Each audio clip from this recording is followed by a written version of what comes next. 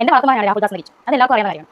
ഈ ഒരു 5 മാസം മുന്നേ വരെ ആ ഒരു ബന്ധം നല്ല ദൃഢമായിട്ട് പോയിക്കൊണ്ടിരുന്നത്. എന്തുവാട്ടെ, ചിലപ്പം അതിനകത്ത് സ്വാരസ്യങ്ങൾ കാണുമായിരിക്കും. ഇതെല്ലാം മറന്നുകൊണ്ടും എല്ലാം ക്ഷമിച്ചുകൊണ്ട് തന്നെയാണ് ഞാൻ മുന്നോട്ട് പോകുന്നത്. അന്നും ഈ 5 മാസം മുന്നേ ഞാൻ ഹെൽപ്പ് ചെയ്തുകൊണ്ടിരുന്ന ഒരു വളർത്തുന്നത് തന്നെയാണ്. അങ്ങനെ ഞാൻ പറയുന്നത്. പക്ഷേ എനിക്ക് എന്ത് പോയി 11 വയസ്സിൽ തള്ള പോയി സ്വന്തം പെറ്റതലാണ് ഉണ്ടായത്. പിന്നെ അവർ മരിച്ചത്. പെറ്റതല ഉപേക്ഷിച്ച ഒരു കുഞ്ഞിനെയും ഭാര്യ രണ്ടാമത്തെ ഭാര്യ ഉപേക്ഷിച്ച ഒരു ഭർത്താവിനെയും കൂടെ ഞാൻ നോക്കിയതാണ് തെറ്റ്. അതിന്റെ തലേന്ന് കൊണ്ട് എന്റെ ഭർത്താവിനെ ഞാൻ പൈസ കൊടുത്തിരിക്കുക 500-200 രൂപ ഞാൻ കൊടുത്തിട്ടുള്ളത്. അവനെ ഇട്ട് കൊടുത്തല്ല പല കാര്യങ്ങൾ ഞാൻ മൗനം പാലിച്ചു. ഇനി അങ്ങനെ മൗനം പാലിക്കുന്നു. പല കാര്യങ്ങൾ ഞാൻ ആലോചിച്ച് ഇന്നലെയും കൂടെ ഞാൻ ഈ കുഞ്ഞിനെ വിളിച്ചാൽ ഇവൻ ഞാൻ സഹായമല്ല അവന്റെ എന്റെ കാര്യം ഞാൻ ചെയ്തതല്ല. എന്നിട്ട് ഇവൻ എന്താ ഇങ്ങനെ 22 വയസ്സുള്ള യുവാവാണ്. ഇന്ന് പൈസ ഉണ്ട് ആവശ്യത്തിന്. അന്നൊന്നും ഇല്ലായിരുന്നു. ഞാൻ മാത്രമേ ഉള്ളായിരുന്നു. എന്താണ് മനസ്സിൽ എനിക്ക് വിഷമമുണ്ട്, എണ്ണമുണ്ട്. അതുകൊണ്ട് ഞാൻ പറയുന്നത്. ഞാൻ പറയത്തില്ല ഇന്ന് വരെ ഒരു നെഗറ്റീവ് എന്റെ ഭർത്താവിന്റെ വീട്ടുകാരെ പറ്റിയോ എന്റെ ഭർത്താവിനെ പറ്റി ഞാൻ പറഞ്ഞില്ല. പക്ഷേ ഇന്ന് എനിക്ക് പറയേണ്ടി വന്നു. അത്ര ഞാൻ അനുഭവിച്ചു. ക്യാൻസർ ആയിട്ട് കിടന്നു പോയി നോക്കാൻ കാണുന്നത് വിഷമമുള്ള വിഷമം 6 വിഷമം തീർക്കട്ടെ. 6 വിഷമം ഇന്ന് വരെ ഞാൻ നോക്കിയിട്ടേക്കുക. എന്തിനാണ് കുറേ ദിവസമായിട്ട് ശരിക്കും പറഞ്ഞാൽ രേണു സ്ഥിതി കോണ്ടന്റുകളൊന്നും തന്നെ സോഷ്യൽ മീഡിയയിൽ നമ്മൾ അങ്ങനെ കാണുന്നില്ലായിരുന്നു. രേണുവിൻ്റെ അക്കൗണ്ടിൽ റീലും കാര്യങ്ങളൊക്കെ ഇടയ്ക്കിടയ്ക്ക് ചെയ്യുന്നതല്ലാതെ തന്നെ പ്രത്യേകിച്ച് രേണുവിനെ കുറിച്ചോ ഒന്നും തന്നെ ആരും അങ്ങനെ വളരെ വലിയ തോതിലൊന്നും തന്നെ വീഡിയോസോ കാര്യങ്ങളോ ഒന്നും തന്നെ ചെയ്യുന്ന ഒരു കാര്യം കുറഞ്ഞിട്ടുണ്ടായിരുന്നു.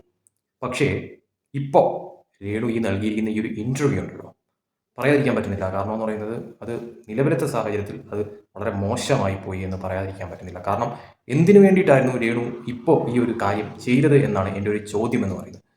എൻ്റെ വീഡിയോസ് കാണുന്നവർക്കറിയാം, ഞാൻ ഈ ഒരു അസുഖം രേണുവിനെ ബാധിച്ചതിന് ശേഷം, രേണുവിൻ്റെ ആ ഒരു ആദ്യ ഇൻ്റർവ്യൂ കണ്ടതിന് ശേഷം ഞാൻ ഇന്നേ വരെയും രേണുവിനെ അങ്ങ് കുറ്റം പറയുന്ന തരത്തിലുള്ള കാര്യങ്ങൾ ഞാനൊന്നും പറഞ്ഞിട്ടില്ല.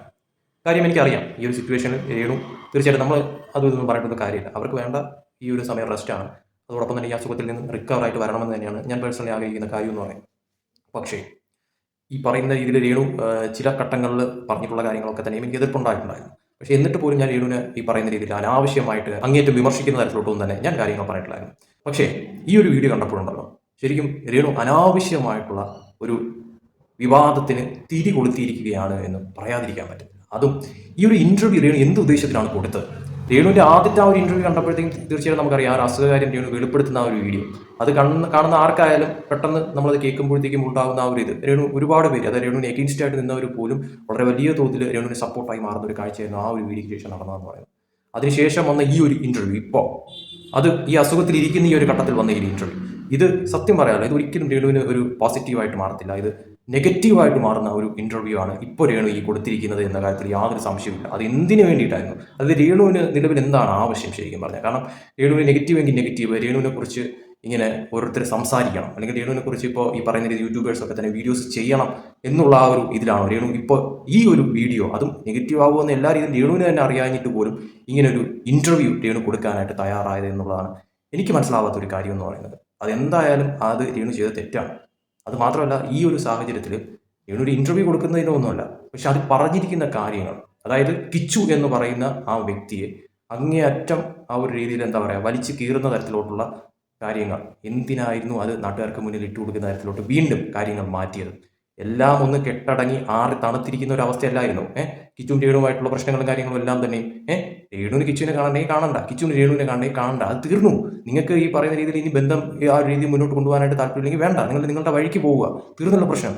പക്ഷേ അത് എല്ലാം ഇതാക്കി ഈ പറഞ്ഞ രീതിയിൽ രേണു തന്നെ പച്ചയ്ക്ക് വന്ന് രേണുവിൻ്റെ അക്കൗണ്ടിലൂടെ കിച്ചുവിനെ കുറിച്ച് വീഡിയോയിൽ പറഞ്ഞ കാര്യങ്ങൾ, അതോടൊപ്പം തന്നെ കിച്ചു രേണുവിനെ കുറിച്ച് പറഞ്ഞാൽ അത് അന്നത്തോടു കൂടി തീർന്ന കാര്യമില്ലേ? രേണു തന്നെ പറയുന്നത് ഇനി എൻ്റെ കാര്യത്തിൽ ഒന്നും തന്നെ ആ ഒരു രീതിയിൽ ഇടപെടാൻ വരണ്ട എന്നുള്ള തരത്തിൽ തന്നെ രേണു തന്നെ പച്ചയ്ക്ക് പറഞ്ഞൊരു കാര്യം തന്നെയല്ലോ. കിച്ചു അതിനുശേഷം എന്തെങ്കിലും കാര്യങ്ങൾ രേണുവിനെതിരെ പറയുന്ന തരത്തിലോട്ടോ കാര്യങ്ങളോ എന്തെങ്കിലും മാറിയിട്ടുണ്ടായിരുന്നോ? രേണു തന്നെ പറയണം ശരിക്കും പറഞ്ഞു. അപ്പോൾ അതെല്ലാം അവിടെ കൊണ്ട് അവസാനിച്ചു.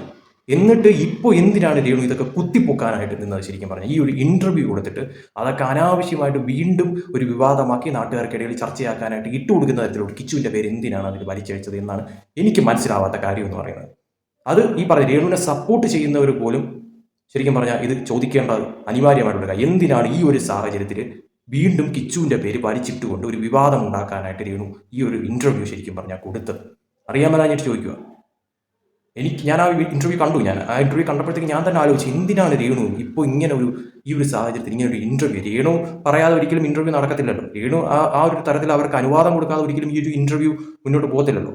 അപ്പോൾ ഇൻ്റർവ്യൂ എടുക്കാൻ വന്നവരായാലും രേണുവിൻ്റെ അനുവാദം ഉണ്ടെങ്കിലേ ഇൻ്റർവ്യൂ. അപ്പോൾ രേണുവിന് ഈ ഒരു ഇൻ്റർവ്യൂ ആവശ്യമായിരുന്നു. അത് നെഗറ്റീവ് എങ്കിൽ നെഗറ്റീവ്, അത് നാട്ടുകാർക്കിടയിൽ എത്തണം, ഈ പറയുന്ന രീതിയിൽ ഒരു ചർച്ചയാക്കി മാറ്റണമെന്നായിരുന്നു രേണുവിൻ്റെ ഉദ്ദേശം എന്ന് പറയുന്നത്.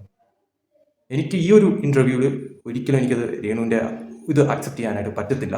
കാരണം എന്ന് പറയുന്നത് ആ ഇൻ്റർവ്യൂ മുഴുവൻ കേട്ടപ്പോഴത്തേക്കും അതിൽ ഈ പറയുന്ന രീതിയിൽ എന്തോ ആയിക്കോട്ടെ, ഇന്റർവ്യൂ കൊടുക്കുന്നതിലല്ല. പക്ഷേ അതിൻ്റെ അകത്ത് ഈ കിച്ചുവിനെ വീണ്ടും, അതായത് ഒരു പ്രശ്നം എല്ലാ രീതിയിലും അവസാനിച്ച് നിൽക്കുന്ന ഒരു ഘട്ടത്തിൽ വീണ്ടും അതിനെ കുത്തിപ്പൊക്കി സ്വന്തം പല്ലിൻ്റെ ഇടയിൽ കുത്തി നാറ്റിക്കുന്ന തരത്തിലോട്ട് ഈ ഒരു കാര്യം വീണ്ടും ഒരു വിവാദമാക്കി മാറ്റുന്ന തരത്തിലോട്ട്, അല്ലെങ്കിൽ വീണ്ടും ഒരു ചർച്ചയാക്കി മാറ്റുന്ന തരത്തിലോട്ട് കാര്യങ്ങൾ എത്തിച്ചത് ഒട്ടും ശരിയായിട്ടുള്ള ഒരു കാര്യമായിട്ട് എനിക്ക് പേഴ്സണലി തോന്നിയില്ല.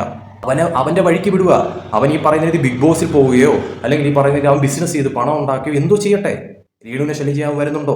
അല്ലെങ്കിൽ ഈ പറയുന്ന രീതിയിൽ രേണുവിനെ ഇപ്പോൾ എന്തെങ്കിലും തരത്തിലുള്ള കുറ്റം പറയാനായിട്ട് അവൻ വരുന്നുണ്ടോ? ഒന്നുമില്ലല്ലോ. അവൻ്റെ കാര്യം നോക്കി അവൻ പോയല്ലേ.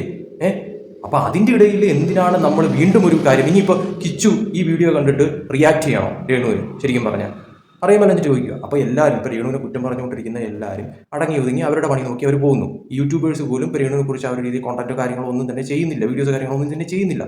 രേണു ഈ സമയത്ത് ഈ പറഞ്ഞ രീതിയിൽ റെസ്റ്റ് എടുത്ത് ഈ ഒരു അസുഖത്തിൽ നിന്നും വളരെ ഇതായിട്ട് തിരിച്ചു വരിക എന്നുള്ള ആ ഒരു ഇതിൽ ഇരിക്കേണ്ടതല്ലേ ശരിക്കും പറഞ്ഞാൽ.